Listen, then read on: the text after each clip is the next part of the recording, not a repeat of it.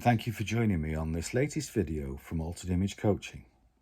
I'm Dave B, and this week I would like to give you the 7 steps that you would need to follow to create changes in your life.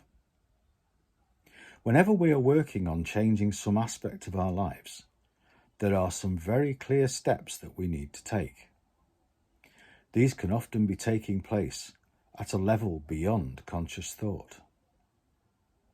These actions are all interlinked, and the outcome is always the same, and that is that change happens. So to explain further, let's go through each of the steps one by one.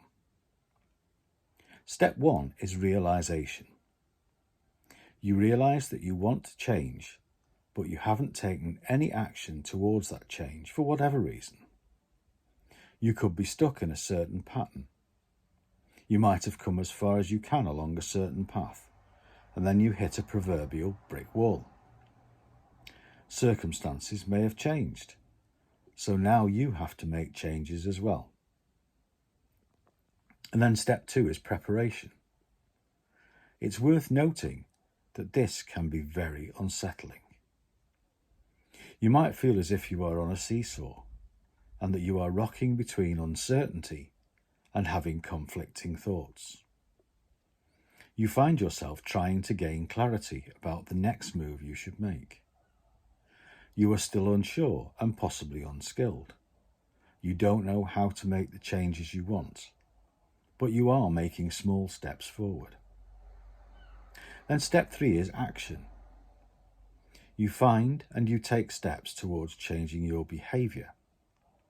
You begin to grow in confidence and are starting to notice the benefits of making these changes. You feel that you are ready to share your new ideas, and you try to get other people to make changes as well. And to give you an example of this, let's say a friend is convinced that they have the answer and that everyone would feel better for trying their latest exercise and diet plan. Step 4 is resistance. And in this stage, things may feel as if they are off track. You are constantly asking yourself questions. You find that change is harder than you first thought. At this point, you need the help of your coach, your friends, or your family. And it may help you to take part in a retreat, or just to take some time to reflect and adjust to the changes that are taking place. But don't be hard on yourself.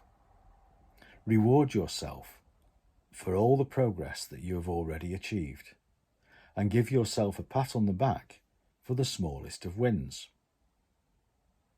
Step 5 is maintaining the progress. By now you are getting results, and the changes you have made make you feel good, in control, and making progress. Achieving this stage can sometimes take as long as 4 to 6 months. Step 6 is relapse. And whenever I've done this exercise, it has been at this point where things get uncomfortable. But it is the point where we learn the most. We discover that our changes don't always work straight away, and then we relapse. It's not surprising because we are naturally resistant to change, and we sometimes want to remain where we are because it's safe or comfortable. And research has shown that most people take 7 or 8 attempts for long-term changes to take effect. Step 7 is success. This is the time where we have established the new behaviour and it has become perfectly normal. We find that we forget that there was another way to do things. So now, why do we do it? We do it because to learn and to grow are things that make us human. I have to say that it can be frightening, and it can take a lot of courage. You might feel that you don't have the confidence to see the change process through. However, if you can start and stick to it, the benefits that are on the other side of this process can be very, very rewarding. So that just about brings us to the end of this week's post.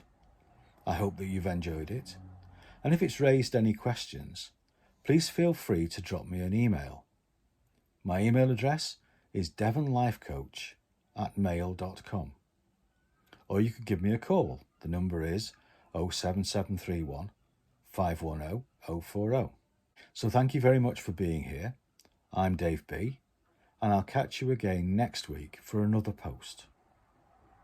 So all that remains now is to wish you the best things that life can give. Have a great day, be safe, be careful, and above all, remember, don't predict the future, create it. Bye-bye now.